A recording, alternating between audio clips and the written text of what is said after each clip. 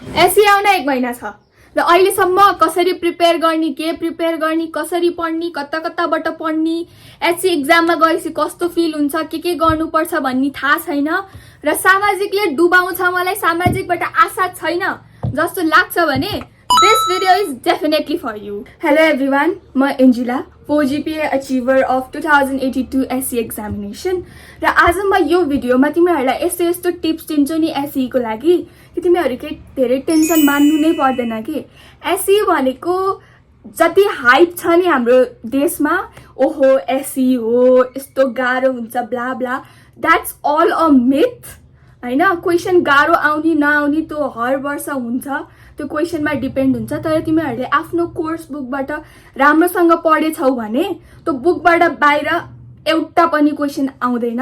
Question गाह्रो आउने नआउने एनईबीमा भर पर्छ, अब त्यो केही भन्न सकिन्न। तर यदि आफ्नो कोर्स बुक राम्रोसँग पढेको छौ भने यु आर डेफिनेटली गना मेक इट। क्लास 10 हो अभियसली हाम्रो लाइफको सबैभन्दा मेमोरेबल र यादगार क्लास भनेकै क्लास 10 हो।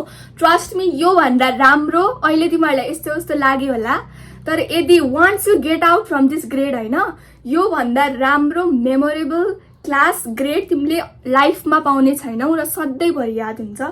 अनि धेरैको लागि अब 10 पछि स्कुल चेन्ज गर्ने कुरा होला, सहर चेन्ज गर्ने, अथवा धेरै त विदेश पनि जान्छन् होला हैन।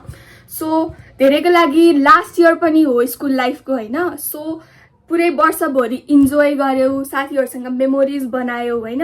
क्लास 10 इज जेम के। तर अबको यो 1 महिनामा चाहिँ you should study very seriously, किनभने पुरै वर्ष रमाइलो गरियो, यताउति हावातालमा गयो हैन।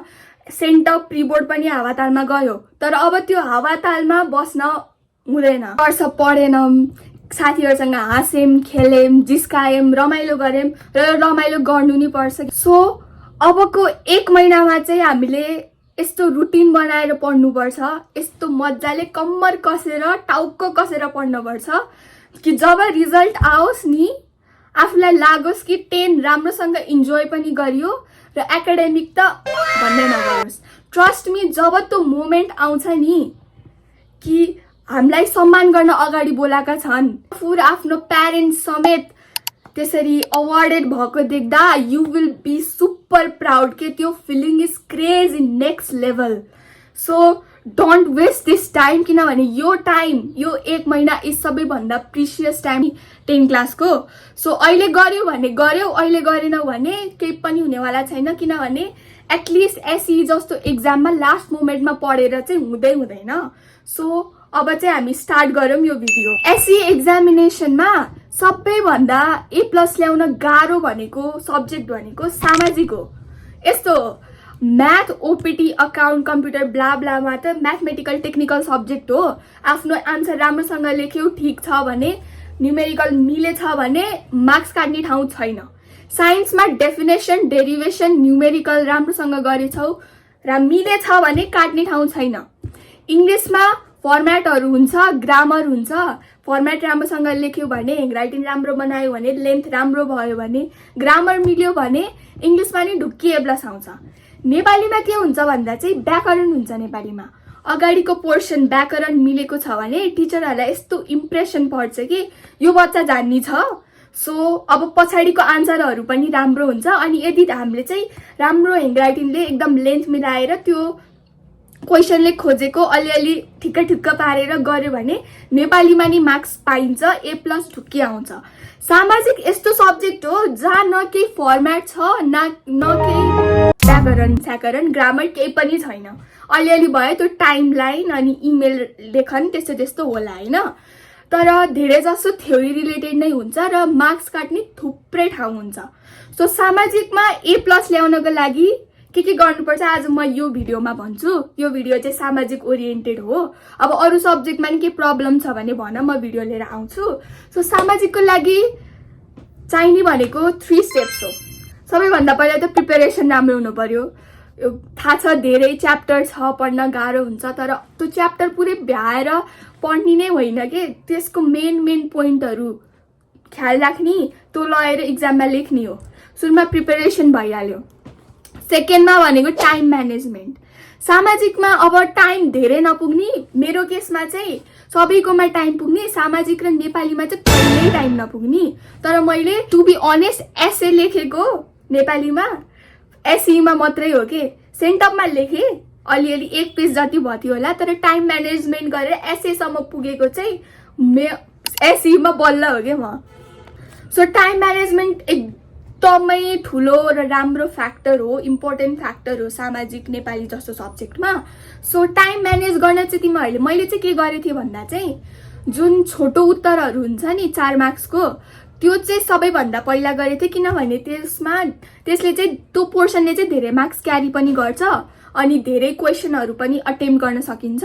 सो त्यो पहिला, त्यसपछि लामो उत्तरहरू, अनि लास्टमा चाहिँ भेरी सर्ट गरेको थिएँ। अब आफूले गर्न सक्छु, धेरै मैले छिटो लेख्छु, राम्रो लेख्छु जस्तो लाग्छ भने जसरी सुरु गर्दा नि हुन्छ, नो वरिज। तर यदि टाइम म्यानेजमेन्ट गाह्रो हुन्छ तिमीलाई अनि यदि कहिले टाइम पुग्दैन क्वेसनहरू गर्न भने यो चाहिँ बेस्ट वे हो। मैले नि यही गरेर आएको, सुरुमा सर्ट क्वेसन्स, त्यसपछि लङ क्वेसन्स, त्यसपछि लास्टमा चाहिँ भेरी सर्ट अटेम्प्ट गर, टाइम मजाले पुग्छ तिमीहरूलाई। अनि अर्को थर्ड फ्याक्टर इम्पोर्टेन्ट भनेको चाहिँ प्रेजेन्टेसन। अब हेर, एसई जस्तो बोर्ड एक्जाममा कसैले पनि त्यति फुर्सद हुँदैन कि तिम्रो एक पोइन्ट हेरोस्, मिले छैन, सुत्दा सुत्दी त्यस्तो हेरोस् कसैको पनि छैन, त्यो सबैलाई थाहा भएकै कुरा हो। त्यही भएर प्रेजेन्टेसन राम्रो भयो भने A+ आउने चान्स बढ्छ, मार्क्स राम्रो पाइन्छ, काट्ने ठाउँ हुँदैन। सो एउटा क्वेसन छ हामीसँग, ल सर्ट क्वेसनमा भनौँ। यसको लागि के गर्नु पर्यो भन्दा चाहिँ सबैभन्दा पहिला हामीले इन्ट्रोडक्सन लेख्नु पर्यो होइन। त्यो सर्ट क्वेसनको लागि इन्ट्रोडक्सन चाहिँ म्याक्सिमम 4 लाइन्स, धेरै लेख्नु पर्दैन। इन्ट्रोडक्सन भयो, त्यसपछि 4 to 5 राम्रो पोइन्ट चाहिँ त्यो लेख्नु पर्यो, किनभने मेन बडी पार्ट त्यो क्वेसनको त्यो चाहिँ राम्रोसँग अटेम्प्ट हुनु पर्यो है। अब ह्यान्डराइटिङ र लेन्थको मात्रै कुरा हो भनेर छोड्ने चाहिँ होइन, क्वेसन चाहिँ राम्रोसँग एटेम्प्ट गर्नु पर्यो, त्यो मेन कुरा हो। तर धेरै ध्यान अब पोइन्ट्सहरूमा हुन्छ, सो पोइन्ट वाइज नै लेख, प्याराग्राफमा नलेख, टाइम पनि वेस्ट हुन्छ, धेरै लेख्नुपर्छ र टिचरलाई खोजेको आन्सर खोज्न पनि गाह्रो हुन्छ, सो मार्क्स काट्ने चान्सेस हुन्छ। सो 4 अथवा 5 वटा पोइन्ट बनाएर लेख, अनि लास्टमा चाहिँ टक्क 3-4 लाइनको कन्क्लुजन, 1 पेजको आन्सर भयो भने चाहिँ मजाले पुग्छ। एउटा क्वेसन छ हामीसँग, हामीलाई भन्यो भूमध्य रेखी हावापानीको बारेमा डिस्क्राइब गर्नुहोस् भनेर होइन। अब सुरुमा चाहिँ के गर्नु भन्दा चाहिँ क्वेसन भयो, आन्सर भयो होइन, त्यसपछि एउटा चाहिँ टपिक सेन्टेन्स बनाउनु के, अनि डबल कोटेसनमा राखेर चाहिँ भूमध्य रेखीय हावापानीको विवरण भनेर लेख्ने सुरुमा चाहिँ 1 लाइनमा, त्यो टपिक टाइपको भयो। अनि त्यसपछि चाहिँ इन्ट्रोडक्सन, अनि भूमध्य रेखीय हावापानीको 4 वटा त्यो डिस्क्रिप्सन 4 पोइन्टमा अथवा 5 पोइन्टमा, त्यसपछि कन्क्लुजन भएपछि तिम्रो राम्रो पनि देखिन्छ, धेरै लेख्नु पनि पर्दैन, अनि A+ ल्याउने चान्सेस नि बढ्छ है।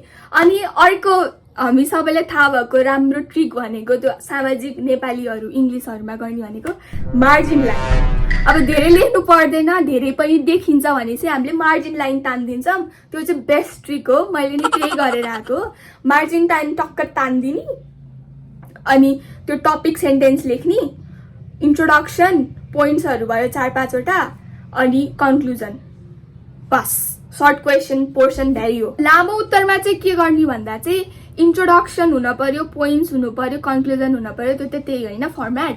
अब इन्ट्रोडक्सन चाहिँ हल्का लामो गर्न पर्छ, अब 7 मार्क्सको क्वेसन हो नि त, सो अलि लामै गर्नु पर्यो। सो 4 to 5 लाइन्स, 5 लाइन्स जति चाहिँ लेखे हुन्छ इन्ट्रोडक्सन। त्यसपछि पोइन्ट्सहरू चाहिँ 7 मार्क्सलाई 7 वटा पोइन्ट्स नै लेख्ने भन्नु भएको थियो हामीलाई, सो मैले पनि 7 वटा पोइन्ट्स नै लेखेर आएको। अनि इन्ट्रोडक्सन भयो, 7 वटा पोइन्ट्स भयो, अनि लास्टमा चाहिँ 4-5 लाइनको कन्क्लुजन, त्यो चाहिँ छुट्याउनै हुँदैन है। इन्ट्रोडक्सन र कन्क्लुजन चाहिँ छुट्याउनै हुँदैन। यदि A+ ल्याउनु छ भने, ठिक्कको मार्क्स ल्याउनु छ भने पोइन्ट्समा चाहिँ डाइरेक्टली लेख्ने हुन्छ। तर यदि तिम्रो टार्गेट अलिक धेरै नै मार्क्स छ, राम्रो मार्क्स छ भने कन्क्लुजन र इन्ट्रोडक्सनले चाहिँ ठुलो इफेक्ट पार्छ है। लङ पनि त्यही अघि मैले भने जस्तै गर्ने, टपिक सेन्टेन्स लेख्ने, टपिक सेन्टेन्स चाहिँ भेरी सर्ट क्वेसन भन्दा बाहेक अरू सबमा हुनु पर्यो है, सर्ट लङ सबैमा।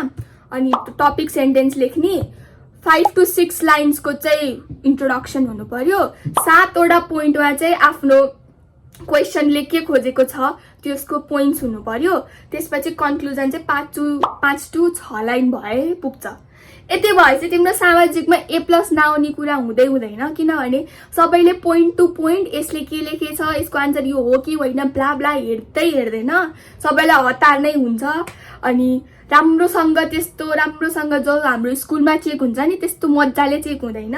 बस कुरा प्रेजेन्टेसनको हो अनि लेन्थको हो, तर टपिकले के खोजेको छ, क्वेसनले के खोजेका छ त्यो चाहिँ राम्रोसँग हुन पर्यो, त्यो पोइन्ट्समा डिस्क्राइब हुनु पर्यो। तिम्रो सामाजिकमा ढुक्की A+ आउँछ। अनि सामाजिकको लागि अर्को एउटा इम्पोर्टेन्ट पोइन्ट भनेको चाहिँ हरेक जुन क्वेसन तिमी एटेम्प्ट गर्छौ नि, अब प्रेजेन्टेसनको कुरामा चाहिँ केही कम्प्रोमाइज गर्नु हुँदैन। ह्यान्डराइटिङ राम्रो हुनु पर्यो, लेन्थ राम्रो हुनु पर्यो, क्वेसन मार्क्स अनुसार लेन्थ राम्रो हुनु पर्यो है। जस्तो 4 मार्क्सको लागि 1 पेज अनि 7 मार्क्सको लागि 2 पेज भए द्याट इज इनफ, धेरै लेख्नु पर्दैन। अर्को टपिक सामाजिकमा छुटाउनै नहुने भनेको म्याप अफकोर्स। अब म्याप चाहिँ 7 मार्क्सको आउँछ लङ पोर्सनमा होइन। अनि 7 मार्क्स चाहिँ कसरी डिभाइड हुन्छ भने जसमा चाहिँ 3 मार्क्स चाहिँ तिम्रो ड्रइङको लागि हुन्छ, नेपालको म्याप त्यो ग्राफिकल रिप्रेजेन्टेसनको लागि हुन्छ। अनि 4 मार्क्स चाहिँ 4वटा आउँछ नि त प्लटिङ, त्यो चाहिँ 4 मार्क्स हुन्छ, सही ठाउँमा प्लट गर्यो भने आउँछ। अब यस्तो हो, अब तिमीहरूले एकचोटि नेपालको म्याप हेरेर चाहिँ जानुपर्छ। त्यो सबैभन्दा बढी कटन पाइने ठाउँ, स्याउ पाइने ठाउँ यताउता, अनि मेन लुम्बिनी, सगरमाथा, लोस्टे, हिमालहरू यताउति सब मेन राराताल, दुम्बाताल यस्तोहरू सब राम्रोसँग हेरेर जाऊ। स्पेसली के हेर भन्दा चाहिँ अब यो नै आउँछ भनेर प्रेडिक्ट गर्न त सकिन्न होइन। म्याप आर अनप्रेडिक्टेबल, जे पनि हुन सक्छ, जे पनि आउन सक्छ, जताबाट आउन पनि सक्छ। हामीले अहिलेसम्म सुन्दै नसुनेको सहर पनि त धेरै त छन् नि त, त्यो पनि आउन सक्छ। तर आफूलाई इम्पोर्टेन्ट लागेको ठाउँहरू चाहिँ अब सबै हेरेर त सक्दा नि सकिन्न, के हेरेर भ्याउनु के छन् होइन, ठाउँ त जे पनि आउन सक्छ। त्यो आफूलाई इम्पोर्टेन्ट लागेको यो आउन सक्ने जस्तो ठाउँहरू चाहिँ दिमागमा राख।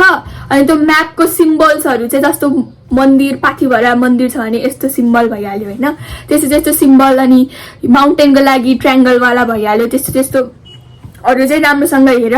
प्लटिङ राम्रोसँग गयो अनि राम्रोसँग म्याप चाहिँ राम्रोसँग बनाउन सिक्नु पर्यो है। त्यो ग्राफिकल उसमा चाहिँ राम्रोसँग म्याप बनाऊ अनि छुटाउनै नहुने कुरा राम्रोसँग प्लटिङ गर्ने।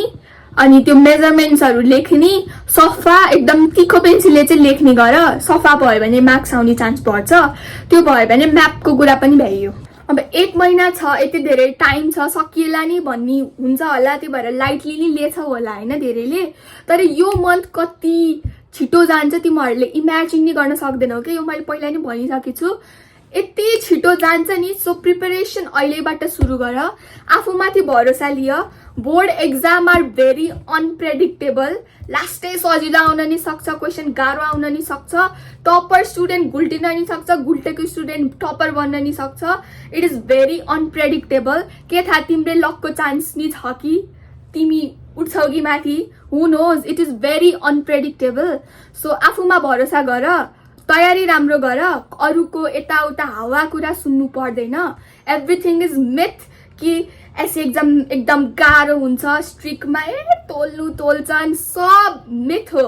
यस्तो केही पनि हुँदैन। फर्स्ट बोर्ड एक्जाम भनेर हाइप मात्रै भएको कुरा, तिमी जस्ट नर्मल एक्जाम। अनि तिम्रो स्कुलमा जुन भएछ नि सेन्टअप अनि प्री बोर्डहरू जुन भएछ नि स्कुलमा, त्यो भन्दा त सजिलो आउँछ है क्वेसन एसईमा, किनभने सबै जस्तो हामी गण्डकी क्षेत्रमा हो होइन। अब गण्डकी क्षेत्रमा त मनाङ, मुस्ताङ, ब्लाब्ला पनि त पर्छ नि त। अब त्यता राम्रो स्कुल होला छैन भनेको होइन, तर होला नहोला हामीलाई थाहा हुँदैन। त्यही भएर सबैलाई हेरेर, सबै क्याटेगोरीको स्टुडेन्टलाई हेरेर क्वेसन तयार पारिन्छ।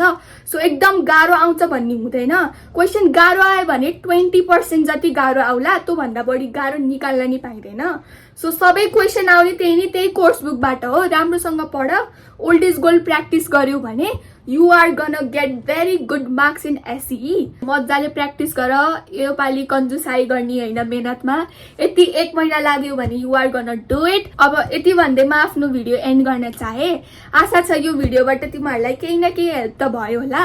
अब अरू पनि केही टिप्स चाहिन्छ, कुनै सब्जेक्टको, कुनै टपिक, कुनै पोर्सन बारे केही हेल्प चाहिन्छ भने यु क्यान कमेन्ट होइन, म बनाउँछु भिडियो अर्को अनि तिमीहरूलाई टिप्स पनि सेयर गर्छु।